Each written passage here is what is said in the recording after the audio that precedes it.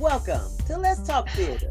I'm your host, Julie Whitney Scott, and I am really happy once again to be able to bring to you, my audience, out there in YouTube and on the radio shows, the Coopermans. Now this time, you've only seen one Cooperman thus far, which was Robert.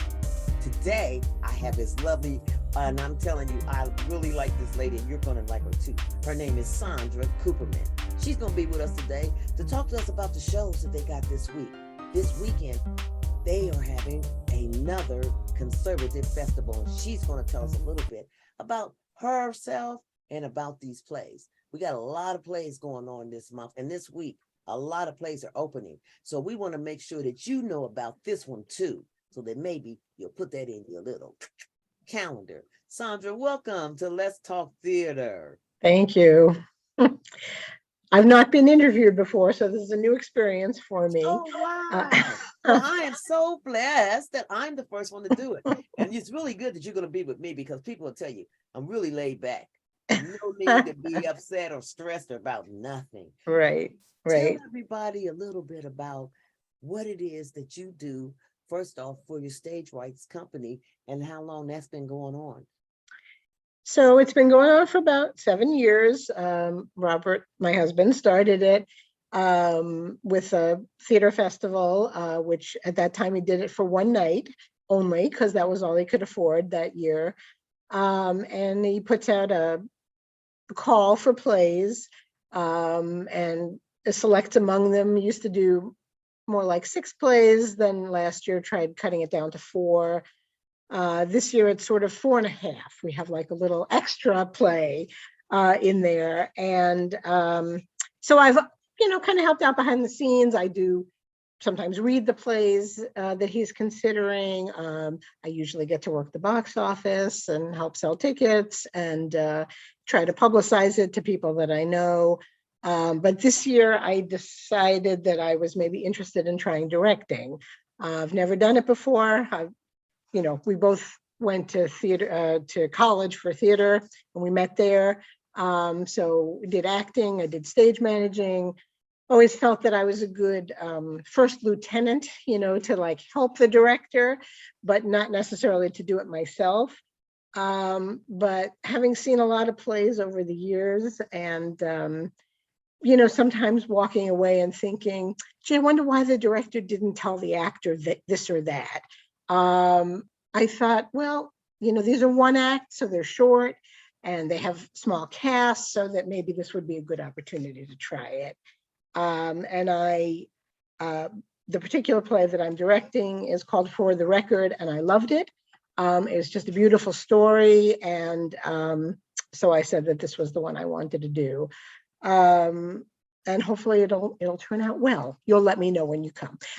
And I think we have a good lineup of shows this year. They seem to be, I think, pretty strong, and they do, fit in with Robert's precepts about what he's now calling more the natural theater versus the conservative theater, where it's not pushing forward victimization, but people, taking responsibility for their lives or their part in their problems in life. So I think it'll be a good evening. It's not terribly long, about an hour and 15 minutes maybe, and then there'll be talk back every night, as there always is, get some feedback, input, comments from the audience and the actors and directors as well. Talk to us about your experience as a director. What challenges have you found? Because I'm like what you were saying about how you watched things and then you thought, why didn't this happen or why didn't that happen? So I would be curious to learn about your experience with this and how is it. Just tell us a little bit about this being your first one. Well, as I said, I thought it was a good start, that I loved the play, and it spoke to me. I also think I talked to a couple of director friends before I started, kind of got their input on things, people whose opinions I respected, and I got a couple of books as well. But I feel like casting is a big part of it. if you cast the right people, then you give yourself an advantage that, you know, that they don't have as far to go maybe to bring it to life. And there's no scenery for this particular show. It was a backdrop. There's no set even. It takes place on a street or an alley, actually. So I felt like those things made it easier because I didn't have to work around those things too. And I feel like the cast was very nice, good to work with, you know, easy, very, I think we were very collaborative. It's more my style. I'm sure there are some directors out there who just like it to do it this way, and we're not going to discuss it. But we had our first meeting was, I had like tons of questions, you know, about the characters and what was taking place and their feelings about things, and filling in the holes that the playwright doesn't put in, but that you maybe want to decide is the history, so you kind of know where you're coming from and going. You know, and I think blocking maybe in some ways was the biggest challenge. There's not a lot of it really. There is and there isn't. So hopefully I worked it in well enough that it was, you know, not too static or uninteresting. But again, it's basically a conversation. So, and again, there's no furniture to rely on, nothing to walk around or pick up or whatever. But I found it was a good experience overall. Now, if it was, you know, a 3-act play with a lot of moving parts, that might be, you know, too much for me at this point. But I enjoyed it, so maybe I would do it again. You know, we'll see, maybe we'll move up one step in difficulty and see how it goes. The best way to start is to take steps. So starting with the short play, I think is Right. really beneficial to those that want to try it, because like you said, it helps you dip your feet in there and decide. Right. And the play that you're talking about, it sounds like it's more dialogue driven anyway. Because Yes. one of the things, you know, playwrights do, as a playwright too, we think too about the set and how much we want our audience to be distracted by the set, Right. you know, or the people.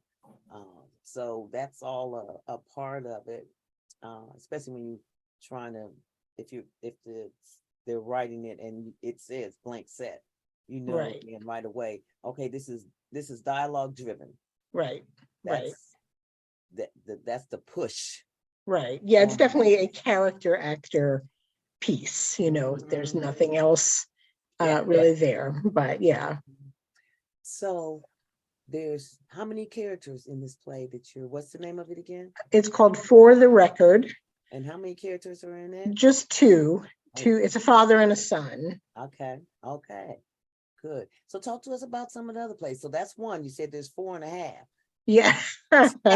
Yeah. So I guess I'll start with the half a play. The half a play is it's kind of like an introductory piece where it addresses kind of the festival and what its goals are, and it's written by a playwright who has participated in the festival twice before.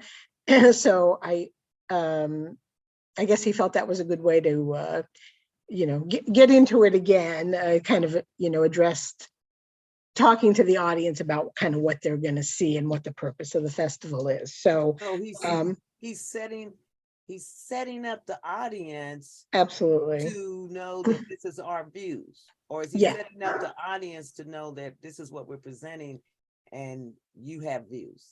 Which is it?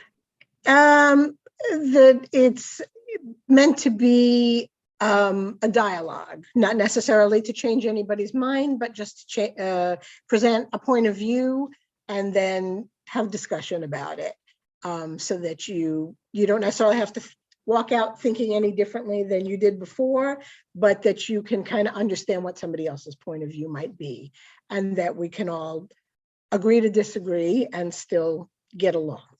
Well, now you got to say Robert's motto right.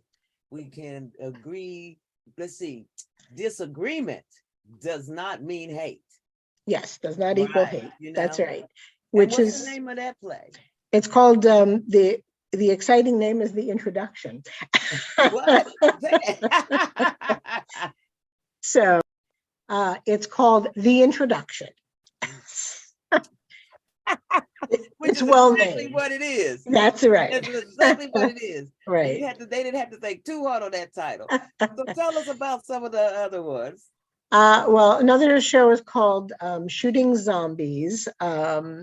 And it's about parents who get called into the school to talk to the principal and a teacher about something that a playground incident where the teacher thinks that the kid is like pointing a pretend gun at another Yeah, don't give it student. away. Don't give it away. Yeah. that part comes in early, but yeah, so it's about the okay. disagreement between what was really happening on the playground and you know, and that play, of course, touches home to a lot. Yes. A lot of things that are going on, that have gone on and are being talked about, you know, and just, you know, so recently. So those kind of things happen in schools, and a lot of times people don't want to talk about it. So I'm sure that's going to be an interesting play in regards to the parents' view versus the schools' policies and probably protections. That sounds good. What's the name of that one? It's called Shooting Zombies. Shooting Zombies. Cool. And then we got the 2, and well, no, we got 2.5, so we got 2 more to go. 2.5, yes. And then there's a show called Vegas, and it's about an employee who's taking advantage of a workplace policy where he can travel out of state with his girlfriend to get an abortion. Ooh, another hot topic. Yeah, so it's that one should be hopefully pretty funny. I feel like it's got some good humor in there too, and how they present it. What's the name of that one? It's called Vegas. Vegas. Yes. All right. And then the last one. The last one is called The Handicap. I kind of feel like I'm least familiar with that one because I only read it once, and I did see it last night. It's being done as a little differently, as it's a movie versus an in theater. I mean, it'll be shown on the screen and then streamed out directly for people who are streaming. And it's about, I guess you would call it group think or mind control. Should we all think the same way about things, kind of, is how it goes. So yes, as I said, I feel like overall it's a, good collection, a few different interesting topics, and things seem to be going well. Hopefully we'll have a rotten dress rehearsal tonight, right? So we'll have a great show tomorrow. So. Oh, good old tech week. Good old tech week. It's probably going to go fine. Tell us some of the other directors that are working with you guys this year. Sure. Well, there's Ariel Wiles, who has been with the festival since the very beginning. And she's worked with Robert on other things, both acting and directing. There's Ben Hartwig, who's also been with us since the beginning and done some other things with us too. And Anne O'Halloran directed the introduction, and she has also, there's the dog, Anne has also directed off and on for the festival since the beginning. And done some other shows too. And did I leave anybody out? And Veronica Hare, who has, she's the production stage manager, as well as having directed the show Vegas, but also a show in at least 2 previous festivals. What play is Ariel directing? Shooting Zombies, And Ben is directing, The Handicap. and you've already said who's doing Vegas. That's Veronica. Veronica, right? And you're doing, For the Record. and that leaves the introduction. Yes, correct, which is Anne O'Halloran is directing. Yep. Tell us about any new actors that are with you on this one.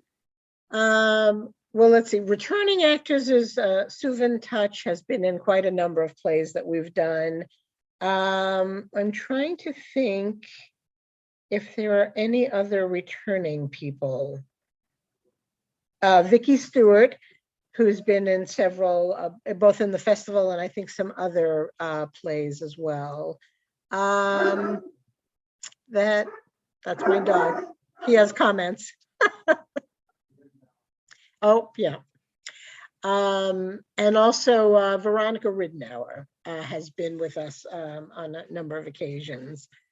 So, and then I think the other people are new. It was interesting at auditions, I found that there were several actors who specifically requested that they wanted to be in Shooting Zombies. I feel like we haven't had that before where somebody came in and was like, I want that part. And then I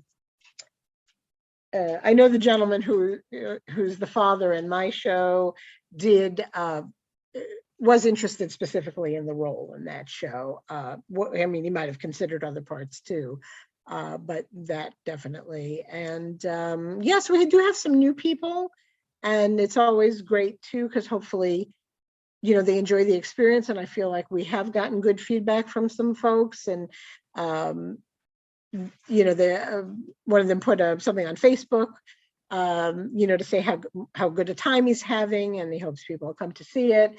So I feel like we really try hard to make it a good experience, you know, be easy to work with. And, you know, we pay not terribly for what, you know, people get in Columbus for doing community theater, which sometimes is nothing. So we definitely do better than nothing. Yeah, and one of the good thing about theater too is that for those people that are trying to act or want to act and really don't know if they want to do it, or just trying to be able to perform, you know, as actors, we make choices. I'm an actor too, so I make choices on what I'm gonna do or not, and it doesn't always doesn't matter about the pay. Right. Because for actors, a good role, you know what I'm saying? I mean, you know what I'm absolutely. saying? You know, Absolutely. A good role that you know that this is something that is like the people that called, you know, that came to see you and said, this is what I want. Right. So Sandra, I want to thank you once again for being with me on Let's Talk Theater and sharing the things that are going on with the Conservative Festival this year. And I'm really so very proud and happy and excited to see your directorial debut. I'm happy for you for that. That's great that you're stepping out there and doing that. Thank you. Before we leave, why don't you tell people how they can get tickets to see the Conservative Theater and the time, place, date, where is it at? Okay, it's this Friday through Sunday night. All performances are at 7:30 p.m. There's no matinee this time. It's February 3rd through the 5th at the Abbey Theater of Dublin, which is in the Dublin Rec Center, 5600 Post Road. I think that's right. And if you go to Stage Right, it's STAGERT.org. Either you can click on the buy ticks link and it'll take you to the festival. You can buy either streaming or in person. I mean, obviously, if you live out of state, then you should definitely buy a streaming ticket. But if you're in town, it's always better to see theater live and in person. Yes. And tickets are, I believe they're $12. But you can get a discount if you're a senior or a student or a veteran. And it'll take it to $10 a ticket.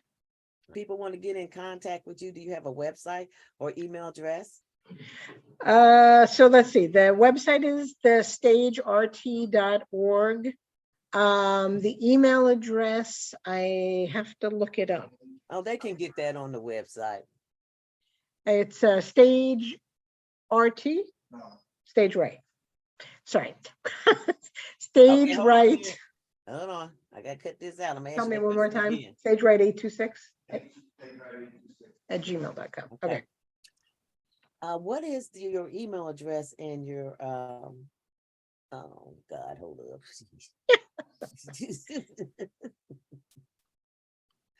Looks like the closeout is harder than the whole thing. Okay, get it. Okay. And how can people go to your website and get your email information?